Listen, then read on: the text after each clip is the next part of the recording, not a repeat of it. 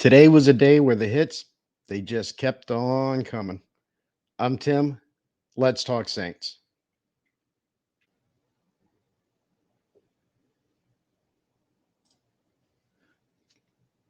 And right before I started filming, talking about the hits just keep on coming. Atlanta, who had already improved the defense that we thought was going to be suspect by trading for Matthew Juden from New England to bring in a legitimate pass rusher, they won the Justin Simmons sweepstakes. Just announced that he signed a little while ago. Sounds like a 1 year deal for $8 million. There we go. So it not going to get a whole lot better. It was an abbreviated practice, so this is probably going to be an abbreviated episode, honestly. But Da, basically they had already shortened practice from its normal time for today, trying to get him a little rest. It sounds like, and then even with the shortened practice, about halfway through, the pads came off, so they finished the second half of practice without the pads. Um, It was by design for a shorter practice, like I said, but I'm not sure about the starting in pads and finishing in shells type thing.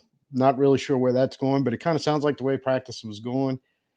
After the extended practice with all the extra reps of work they did yesterday, you might have just had some guys out there not performing well, a little tired. Not making excuses because that's not a good thing, but I'm guessing that that's probably what happened. Kind of sounded on some of the stuff that went on today. Da did talk about the running game. They asked about that. Had a pretty good conversation on that. And he was just saying, look, it without the live hitting and the live the pads on and the live hitting and live tackling, it's hard to gauge exactly where the running game is at. But he brought back up the very first play in the Arizona game. He said, I think it's kind of saying it looks to be like that play was encouraging because Alvin went for 5 on a wide zone left. But when you watch the play, you kind of look at it and go, it felt like that should have went for more than what they actually got. And kind of the impression that he's got, he's like, it's encouraging, but it's not where we need to be, which is not good news because we definitely need the running game to work this year. But hopefully we get that straightened out also, along with kind of some of the other stuff. Um, Later on, they asked about Alvin. Let's just get this one out the way. Somebody asked, was, he hadn't practiced in 2.5 days or whatever. Is this a contract issue? And DA's like, I don't think so, but I don't know. But, he is dealing with a little injury situation that he's experienced before. We're not particularly worried about it. But it was also asked, is there going to be a touch limit on Alvin? And he's like, no, we haven't discussed that. The only discussions involving the offense about Alvin, how we're going to use him. How can we get the most out of him in this offense? And a similar question was asked about Taysom, if he was going to be involved in the running game. And DA's like, basically, yeah, but we're planning on getting Taysom involved in every way that we can and get him as many touches as we can. So, not all bad news there, but again, you just kind of want to rather hear, hey, the running game's coming along fine, and we think we got a handle on it, and it's going to be a strength. And he just wasn't willing to say that. And we need the running game to work to get everything else to work in this offense. There's no doubt about it. And here's another hit. Fuaga left practice today with back tightness. I think it happened during one-on-ones very early. Look, and DA said, I don't know how severe it is when they asked him if he was able to play Saturday, but his answer was basically, look, if he's healthy enough to play, he's going to play because he needs to play. But if he's not, he's not. Just kind of where it is. Today's Thursday, and I said Saturday, I meant Sunday. Today's Thursday. We have till Sunday night. And basically saying, look, we'll figure it out. Look, it just happened a little while ago. Let's see where we're at. And Landon Young still running as apparently the number 2 left tackle because he finished out with the ones for Fuaga. Kind of some good news is he was asked about a couple young players, and 2 players I've been very interested in. One of them was Kristian Boyd. And he's saying Boyd's doing lots of good things that he's seeing, and what they want to see because he's big and physical and he's a good athlete for his size, but he's still struggling with some fundamentals and some techniques. The DA said, look, it can get him behind the blocker and get him caught up a little bit. Just have to develop more in those categories. Um, Probably just a product of being a rookie more than anything is kind of what it sounds like.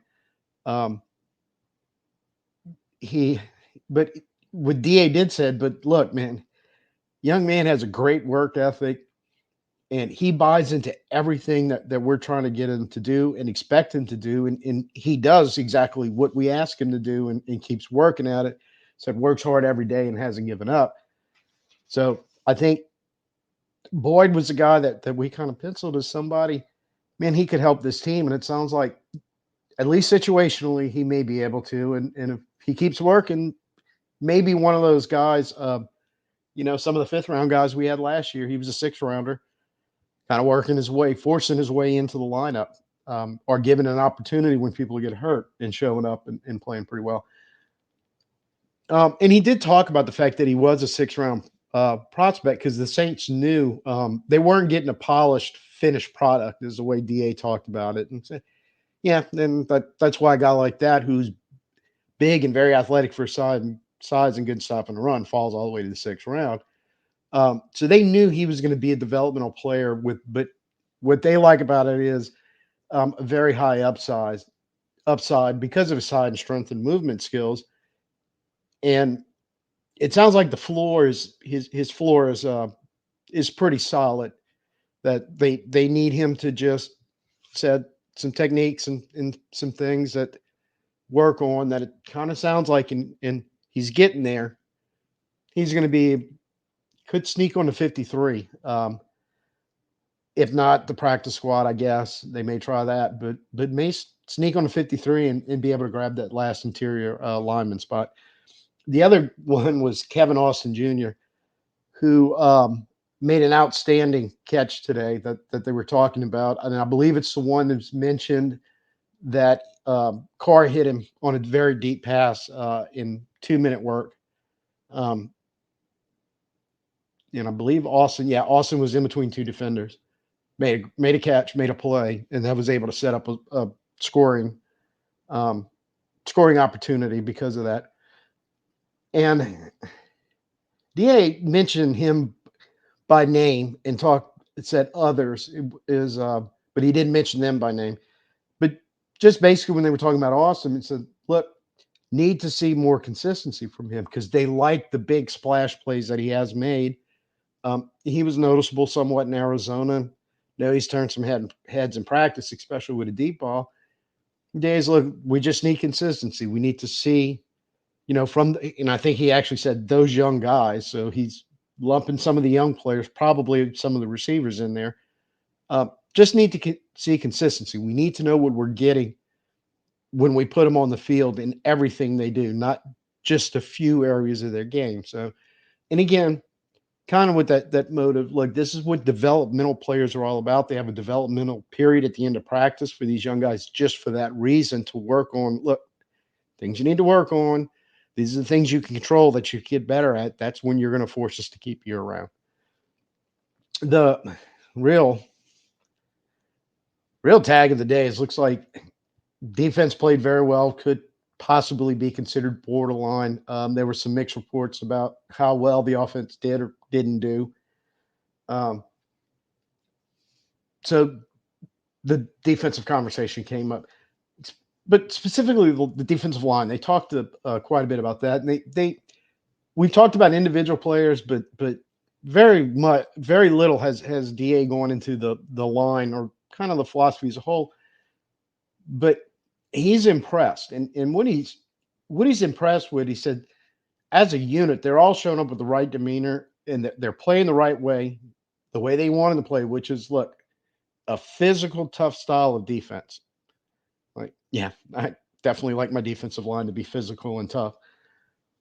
But he said they're doing a better job of controlling line of scrimmage. And when that happens, the way they're they played defense, and I think this is the way anybody with a good defense plays defense. Once you grab control of that line of scrimmage, the two levels behind you start getting a little easier with things falling in place where it's easier for them to do their job, and they're not having to worry about some of the stuff the defensive line should take care of, like I think kind of happened at times last year. Um, and he mentioned, he said, "Look, we have a high standard of defensive play on this team." And I think every Saints fan can agree with that. It's defense for pretty much closing in on a decade has been very good when the previous years before that was statistically some of the worst defenses the league has ever seen. It's been a miraculous turnaround, and it was a very high standard um, level of play that the expectations are high. Everyone, fans, organization, coaches, players themselves. And he's like, he admitted, look, we didn't live up to it last year. The defense was good. We keep saying it over and over. And I think the Saints fan realized it was good, but it wasn't not only where we needed it to be to win one or two more games and be a little better team, but it wasn't where anybody expected it to be, just at times. But those times could be somewhat of a disappointment. And he's talking about, look, it's an internal expectation in the building too. We had that expectation last year. We just didn't live up to it. And the coaches and the veteran players are making a pretty much conscious effort to go, no, we need to fix that. We need to get it back to where it was. If the offense struggles again, I don't know how much of an if that is. It may be a pretty big one. The defense can get back to that elite level where they can pick up the slack a little more. And like it sucks that you throw it all in the defense like that, but that just might be where we are. At least at this point in the preseason, we still have to keep reminding ourselves of that. But at least we pretty sure, especially with fixing the defensive line, and if we can keep everybody healthy, we'll be back to that expected really high level of defensive play this year.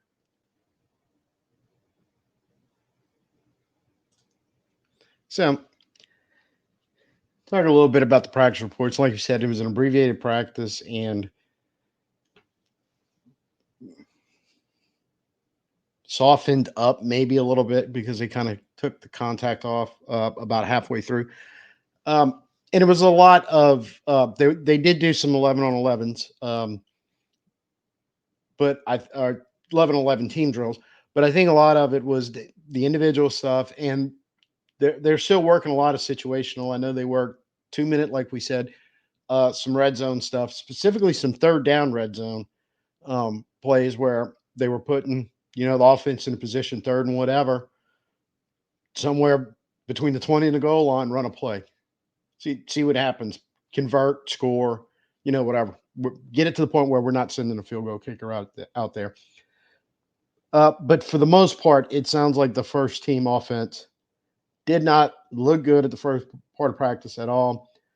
It was a struggle. They said the first two series working against first team defense was really not good because it was 2 3-and-outs and didn't look good at all. And in that amount of time, Carr and those 6 plays had 0 completions, but I didn't see how many attempts there were. Hopefully it wasn't 6 total because that would really suck. But when they got in the 2-minute, it sounds like all of a sudden things kind of changed for him. And that was the one where Carr in a 2-minute drill, threaded the deep ball down to Kevin Austin Jr., who made a fantastic play. Even DA said in when he was talking about it, he said, man, that was a great play he made. So that set up, I think the very next play, a touchdown pass to Foster Moreau, in which the ball was tipped, and Moreau did a good job of hanging on to it even after the tip and catching it. He also, in the situational third down red zone work, he threw 2 touchdown passes, one to Rashid Shaheed and one to Dallin Hoker. So good to see Shaheed back, apparently full-time. I think he actually came back full-time yesterday, Hoker. So at least Carr maybe have turned his practice around after a struggle start. And without any real details, don't know if it was him or something else going on up there, especially, we just had the conversation about DA talking about how the defense was pretty much defensive line was pretty much taking control of the line of scrimmage. That may have something to do with it. Um, Spencer Rattler also threw a. They said it was an impressive throw to hit Bub Means, who welcome back Bub Means. Looks like finally over his injury. Was out there today, and he got some mentions. Like, for a guy that hasn't been out there for a while, he just kind of showed back up and jumped right in the mix. So good to see that however many spots we're taking after our top four, there's going to be a serious competition about it. Didn't hear Samson Nakua's name mentioned today, but I got a feeling he's right there with them, because I think there's said this yesterday when we're talking about the receivers. I think there's just a good group of young receivers here that should contribute and find spots. I'm just hoping we can hang on to most of them, but we'll see how that turns out. It mentioned special teams. I didn't mention it yesterday. They had a heavy special teams period yesterday, and in that group, he sounded like he got most of the work. He had 10 attempts, made 6, and his misses were from 41, 57, 58, and 58. Also in that special teams period yesterday, they said they did a lot of work on having the kickers kick short into the landing zone, somewhere around the 15. But it was mentioned, it sounded more like that was for the returners to get into work on doing something that they probably never had to do, which was run up from the goal line to the 15 and try to catch the ball and not be able to fair catch it and have to return it. So I don't necessarily think that may be in the Saints' plans to kick it short like that at all. It makes sense that it's more about returns just in case the kick is short, but it's still in the box because you can't fair catch it. You got to catch it. But today, Charlie Smith got to work. Was 6 of 7 on the day, and his one miss was from 44. And it was mentioned today and a little bit yesterday, and I'm glad we were able to tie it together, because it sounds like the kickers are kind of alternating days and when they're doing work. Nobody's grabbed that spot out of the two, just because nobody's just locked it down because of inconsistency. And you're talking about Groupie, missing 4 yesterday, 3 of them from very long, and then 1 from 41. And that's the ones, Blake, those are the ones you can't miss. Sorry, but you can't. I know that Smith has exemption, and I believe that exemption carries over to the practice squad because he's from that international intern program or whatever. So there's a good chance we will be able to carry 2 kickers at least to start the season. And because of that, I'm pretty sure it's going to be Groupie. But we'll see how this, especially if neither one of them is truly seizing the job. That just makes sense if you can protect one and have the other one on the roster. And hopefully they figure it out soon. And we're not in a situation where we're in tight games because an offense is struggling, our defense is keeping us into it, and our kickers can't bang a field goal. And then finish it up just on the play of the day. Nobody said it. I'm just doing it because I think it's a really cool thing. On the I think it was 3rd and 1, or 3rd and goal from the 1, but when they were doing the 3rd down situational work, Jake Haener scored on a naked bootleg on a run fake that turned out wasn't supposed to be a run fake. He talked about it post-game. Post-practice interview. That he and Kubiak had been having a conversation about noticing some tendencies. Now, I don't know if this was through training camp or just through the work that was going on in this period or the practice today, but a tendency of hitting the inside rush hard from the defensive line and saying, hey, just if you think you got it, pull the ball and roll out and get to that near pylon as fast as you can. Well, on the 3rd one that the running back, he said, I don't know who the running back was, but the running back didn't even know he was going to do it. He pulled the ball and did do that on the rollout. It sounded like nobody was within 10 or 15 yards. I mean, he just kind of strolled into the end zone. So I was like, kind of goes along with what I think Haener's true strength is, because, you talk about the arm talent of the other 2 quarterbacks. Carr has pretty good arm talent. Rattler looks like he has tremendous arm talent. But Haener's got it seems like just very comfort of running the offense, knows what's going on, understands it. And he even mentioned in the post-practice interview, things are really starting to slow down for him. He's really understanding the concept of the offense. probably not that far away from what he was doing in Fresno, but still, it's NFL type scheme against NFL players. So seems very comfortable doing it, and I think he's the guy that if he can't do it with arm talent, he could still do it other ways in being mobile and being heads up where he can have a conversation with the OC going, hey, probably pull that ball and just stroll into the end zone because they're selling hard on the run. Sort of like we have talked about what this offense can do, it makes the defense, especially in tight spaces like the red zone, forces them to play 11 on 11 when you have a guy that can do that. So very happy for Jake because I really want all three of his quarterbacks to use this period to get as best they can. So whatever happens, we've got quarterbacks on the field that can run this offense and be able to hopefully overcome some of the deficiencies we're liable to have in the five guys lining up in front of them. Being a little mobile and being a little heads up like Haener was today on that play would go a long way.